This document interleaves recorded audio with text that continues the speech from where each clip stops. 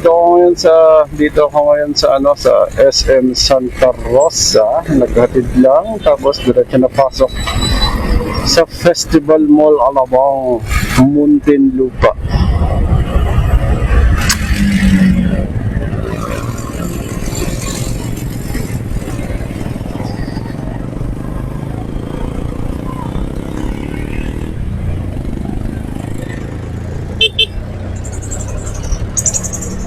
Daming na-aksidente ngayon sa mga motor, sasakyan, 4 wheels, 2 wheels. Ano nga ba ang magandang gawin para makaiwas tayo sa mga disgrasya? Ano ba? Diba? Una, syempre, unang mong gagawin mag-ingat ka sa mga biyahe mo. Check mo yung sasakyan mo.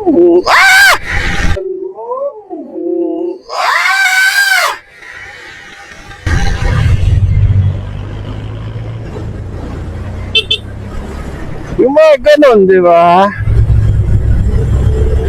Isa yon sa mga yung nagbubukas ng sasakyan. Kahit anong ingat mo, kung yung mga kasabay mo naman balasubas, wala kang magagawa, gar.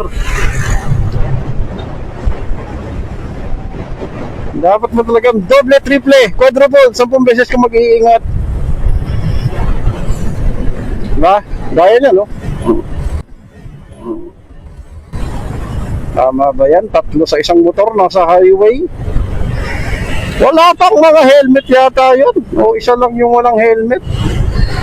Diba? O yan. Diba? O, ganyan. Ingat. Well, ano ba yung mga dapat gawin sa biyahe para iwas disgrasya kahit pa paano? So, maintain mo yung speed mo, maintain yung distance sa kasalubong mo, sa sinusundan mo. Diba? Tapos, alalay lagi sa preno.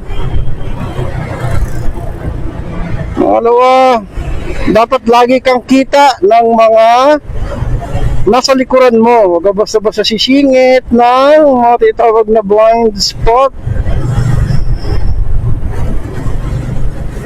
Pangatlo, huwag kang aasa sa bilis ng motor mo.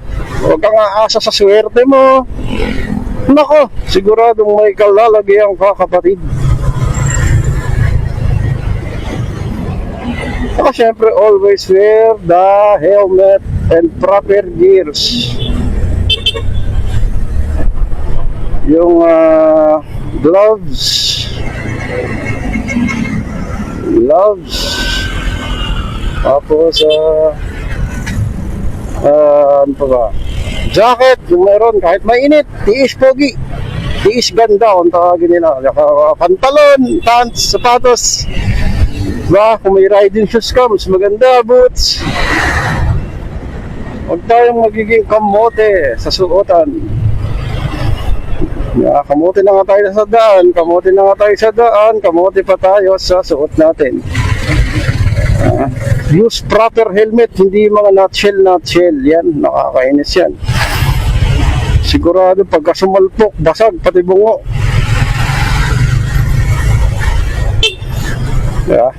Yan lang. Ingat-ingat lang mga gar sa biyahe. At ako'y nasa biyahe na naman, papasok. Katapos ng habang bakasyon. So, arang 1 linggo akong nagbakasyon sa ospital. Nakaka-boring doon, grabe. Bukod sa napakalaking gastos at well, syempre kahit pa paano handa naman tayo sa mga gastusin ganon, di ba? Kaya nga tayo nagtatrabaho para may ipon, para may panggastos sa mga ganyang sitwasyon.